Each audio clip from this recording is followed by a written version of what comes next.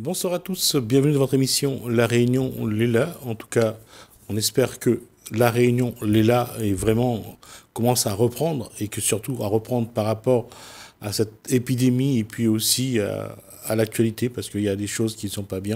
On espère qu'on va retrouver un petit peu cette force, cette vigueur de se remettre à se battre. Se battre, c'est justement ce que fait Demoun La Plaine actuellement depuis quelque temps. On va en parler dans Cosmo Réunionnais.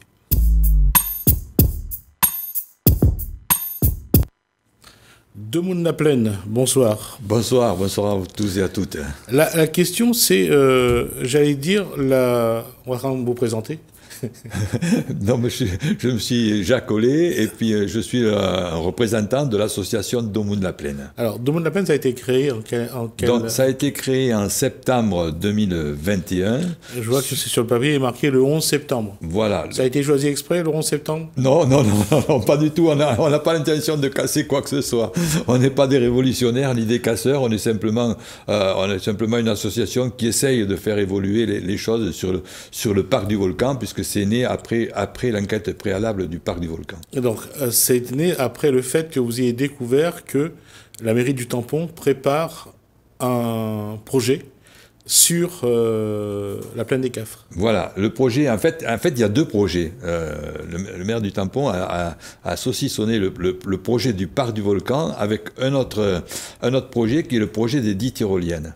Donc, c'est deux projets bien différents. Donc, le projet des tyroliennes, l'enquête préalable a eu lieu en 2019 et l'enquête préalable du parc du Volcan a eu lieu en septembre 2021. On va quand même essayer ramener, rétablir un petit peu les choses dans le sens où une tyrolienne, c'est donc un câble qui est lancé d'un point A à un point B, oui, et à laquelle on met une nacelle pour que ça descend. Voilà, donc c'est une activité touristique, une activité qui est payante, qui sera payante. Donc à partir du Piton du Gain jusqu'à en bas, à côté des lotissements, on va atterrir 800 mètres plus loin. Donc, et ça passe à côté d'un lotissement. Donc, il n'y en aura pas une, comme vous disiez, mais il y en aura 10. Il y en aura 6 qui feront 550 mètres de long et 4 qui feront 800 mètres de long. Alors, je vais juste faire une petite comparaison, ça n'a pas à voir vraiment avec, mais pour ceux qui connaissent la structure qui a été installée à Saint-Denis de Moufia au Chaudron, où ils descendent en... Oui, c'est un téléphérique, ça, oui. C'est un téléphérique. Bon, là, ce sont des câbles qui ressemblent à ça. Mais bon, on ne met pas un téléphérique, mais on mettra autre chose. Non, oui, ce sont des câbles qui n'ont pas de station, entre le début et la fin. Ouais. Donc, on part du Piton du Gain. Alors, il faut savoir que ce Piton du Gain, donc c'est la grosse problématique qu'on a en ce moment. Et nous, on conteste cette affaire-là parce que le Piton du Gain, c'est un piton qui appartient au département. Alors que tout le terrain qui est prévu pour le parc du Volcan appartient à la mairie. Donc, le Piton du Gain, c'est un espace qui est classé, boisé classé, où normalement on ne peut rien construire dessus. Donc ça appartient au Conseil général et également au Parc national, je suppose. Non, on n'est pas dans le domaine du Parc national. On est juste en limite, si vous voulez, le Parc national, il commence au niveau du Piton Textor en montant au volcan. Donc là, on n'est pas dans le Parc national, donc on peut pas contacter le Parc national, il n'a rien à voir dans ce projet. Et c'est un projet, le projet des tyroliennes, il est seulement porté par la mairie, contrairement au Parc du Volcan, où il va y avoir des fonds européens et autres. Là, monsieur le maire s'est arrangé pour que ce projet des tyroliennes ne dépende que de la mairie. Alors, quand on voit l'enquête, alors le projet en est où au niveau de la mairie? Est-ce que les enquêtes publiques sont terminées? Alors non, il n'y a pas eu d'enquête publique pour le moment. Il y a eu une enquête préalable, comme je disais tout à l'heure, sur les tyroliennes en 2019. Donc depuis 2019... on n'avait pas de nouvelles de ce truc, si bien que les gens qui habitent à côté, ils se disaient, bon, ben c'est fini, on n'en parle plus. Manque de peau, donc c'est ressorti, l'autorité environnementale a rendu son rapport en décembre 2021, concernant les tyroliennes, avec pas mal de remarques, et moi j'ai appris que, dernièrement, si vous voulez, que toutes ces remarques avaient été prises en compte par la mairie. Bon, on ne sait pas dans quelle mesure, nous on n'a rien du tout, on n'a pas de courrier, on n'a pas de papier officiel concernant ces remarques et ce qui a été fait pour justement améliorer tout ce qui n'allait pas, parce qu'il y avait pas mal de choses qui n'allaient pas encore sur les tyroliennes. Donc l'enquête, l'autorité environnementale a rendu son rapport en décembre 2021, et maintenant, donc ils ont travaillé dessus, et normalement l'enquête publique sur les tyroliennes doit avoir lieu en juin 2022, ça veut dire dans un mois. Et cette enquête, elle ne se fera que sur Internet. Ça veut dire quelque part, vous sentez qu'on a utilisé une méthode qui fait que les gens ne seront pas vraiment interrogés? Non, ils n'ont pas été interrogés. Et puis, depuis non, là, ils ont été interrogés. Ils ont interrogé en 2019, si vous voulez. En 2019, sur l'enquête publique des tyroliennes, il y a eu une réunion publique où M. le maire est venu. Nous, on n'y était pas. On n'existait pas encore, l'association. Donc, il a convoqué tous les gens de la cité Topaz, puisque les principales personnes qui vont avoir droit à ces tyroliennes et qui vont passer devant chez eux, c'est les gens de la cité Topaz. Donc, il y a eu une réunion publique. Bon, il a donné ses arguments. Et puis, il y a eu quand même un collectif qui s'est formé. Il y a eu quand même 3500 signatures contre ces tyroliennes sur une pétition, au moins en 2019. Et depuis, on n'en parlait plus. Maintenant, c'est ressorti maintenant en septembre. Il y a un fait, c'est que j'allais dire, l'information commence à prendre, vous commencez déjà à être connu, et les gens qui sont contre ce projet se manifestent un peu plus. Ils se manifestent, mais pas assez, justement. On a du mal à rassembler même les gens de Bourg-Murat, si vous voulez, tout simplement parce que quand on leur dit « mais venez avec nous », en fait, ils ont souvent peur. C'est malheureux à dire, mais ils ont souvent peur parce qu'ils ont des intérêts aussi particuliers. Je vais vous citer un exemple concret. Hein. Le chemin qui mène au Piton du Gain, c'est un chemin privé qui appartient à des agriculteurs. Donc nous, on a dans notre association un agriculteur qui a dit non, on ne passera pas sur mon chemin.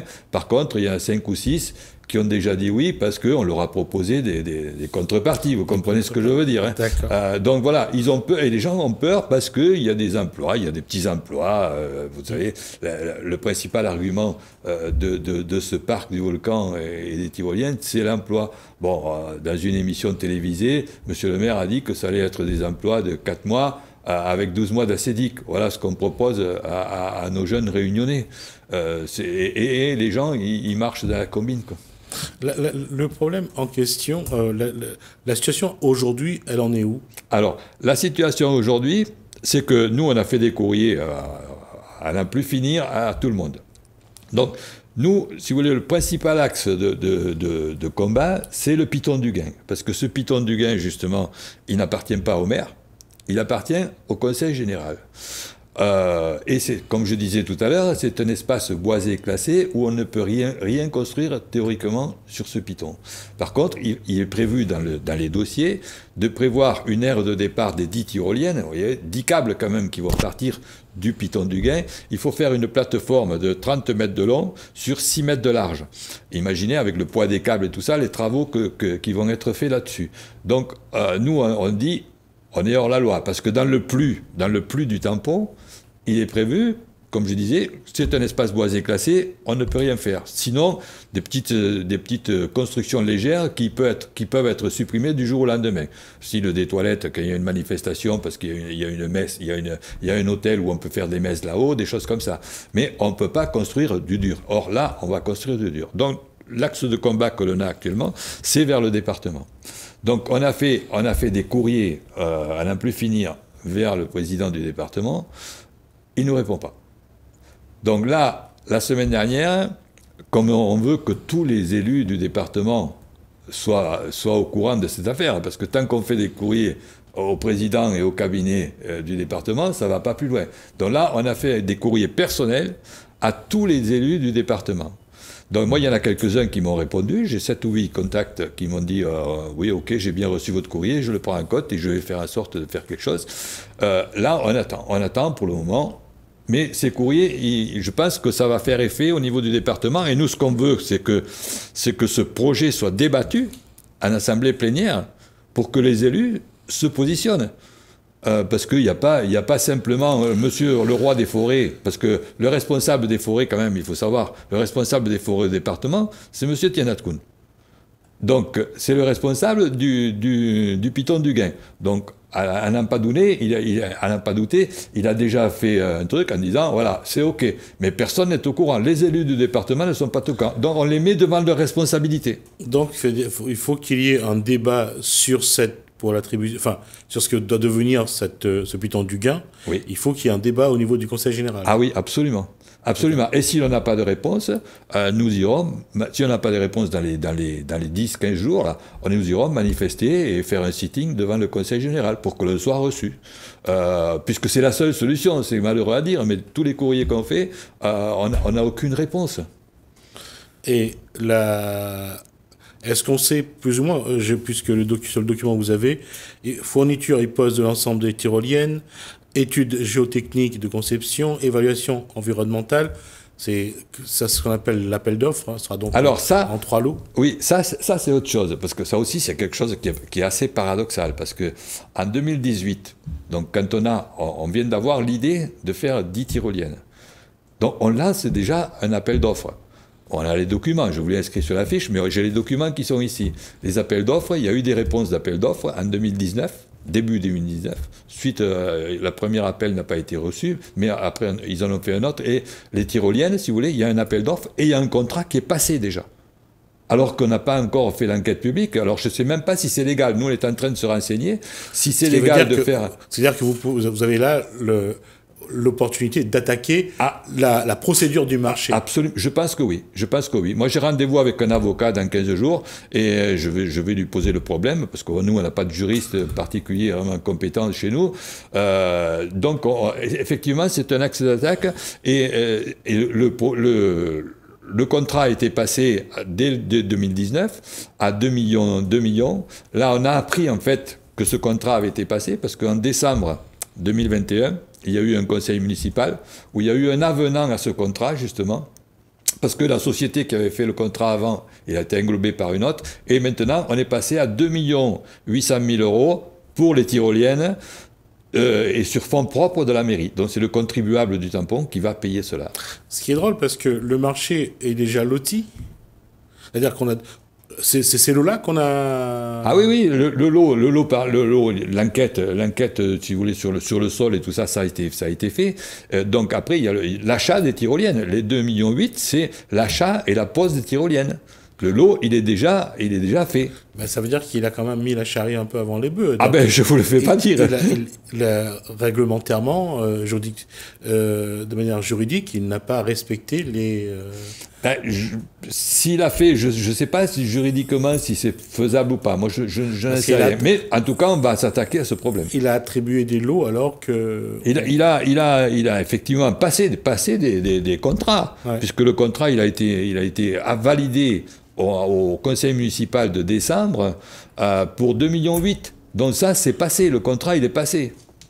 C'est un paradoxe parce qu'on a l'impression quand même que le projet n'est pas encore vraiment consolidé. Non, il n'est pas consolidé puisqu'il y a l'enquête publique qui va avoir lieu en juin. Mais c'est la méthode. Si vous voulez, on provoque des choses pour qu'après on dise, on l'a acheté, on ne peut pas revenir en arrière. Donc c'est la méthode qui est contestable. Toutes les méthodes comme ça sont contestables. On met la charrue avant les bœufs, effectivement, et on veut marquer son empreinte sur la plaine des Cafres. Il y a un contexte électoral qui se présente. Ça va vous servir? Vous allez vous en servir ou pas? Eh bien, écoutez, nous, on attend justement que on connaît à peu près les candidats qui vont être, qui se sont positionnés sur la 6e circonscription. Sur la 3e circonscription. Non, la 3e, pardon, oui. La 3e, donc on les connaît, on va leur faire un courrier pour qu'ils se positionnent sur ce projet. Et ces courriers qu'ils vont nous renvoyer, si vous voulez, on va les mettre même dans l'enquête publique. On va les joindre à l'enquête publique parce que je pense qu'ils vont être, à part à part le fils à M. Tianat-Koun, qui n'est pas encore déclaré, mais semble-t-il va se déclarer, tous les autres vont nous fournir des arguments, si vous voulez, contre ce projet, qui est quand même assez ubuesque, parce qu'on peut parler, mais on en a déjà parlé, des conditions dans lesquelles ça va être utilisé. Pour la partie, les gens ils vont payer. La dernière tyrolienne à métropole qui vient d'être installée, c'est 35 € pour une minute de descente. Donc c'est quand même, quels sont les enfants qui vont aller pique-niquer sur ce parc qui vont pouvoir se payer une tyrolienne? C'est pratiquement une minorité. Et on nous dit que ça va être rentable au bout de 350 passages par jour. Imaginez ce que c'est. Alors il y a des experts qui nous disent qu'il va y avoir dans 2 ans 5500 personnes qui vont passer par jour sur ce parc du volcan, avec 350 personnes sur les tyroliennes. Quand on leur demande mais comment vous avez calculé que ça va être rentable, on leur dit le prix des tyroliennes, vous le connaissez vous? Ah ben nous dit ah ben non, pas encore, ça n'a pas été encore défini. Donc voilà, j'appelle ça des charlatans. Ces experts, s'ils existent, racontent n'importe quoi, puisque comment évaluer la rentabilité si on n'a pas fixé le prix de la descente? Et puis il y a une chose aussi qui paraît un peu improbable dans les projections qui ont été que vous avez avancées. Comment est-ce qu'on attire les gens sur cet espace régulièrement tout le long de l'année, quoi? Non, mais c'est dans les premiers dossiers, là, dans l'enquête environnementale, donc a priori dans le dernier projet qu'ils ont présenté pour l'autorité environnementale, nous on l'a pas celui-là. C'est un projet qui fait a priori 150 pages ou un truc comme ça, donc on l'a jamais eu nous. Par contre, l'autorité environnementale, eux, ils parlent de, effectivement, ce que je vous disais, 350 passages par jour et 5500 personnes. En revanche, dans les dossiers, on nous dit que le parc ne sera, dans les premiers dossiers, je veux dire, sur le parc du volcan, hein, pas sur les tyroliennes, on nous dit que il va y avoir, comment dirais-je, à peu près, le parc va être ouvert 5 à 6 mois par an.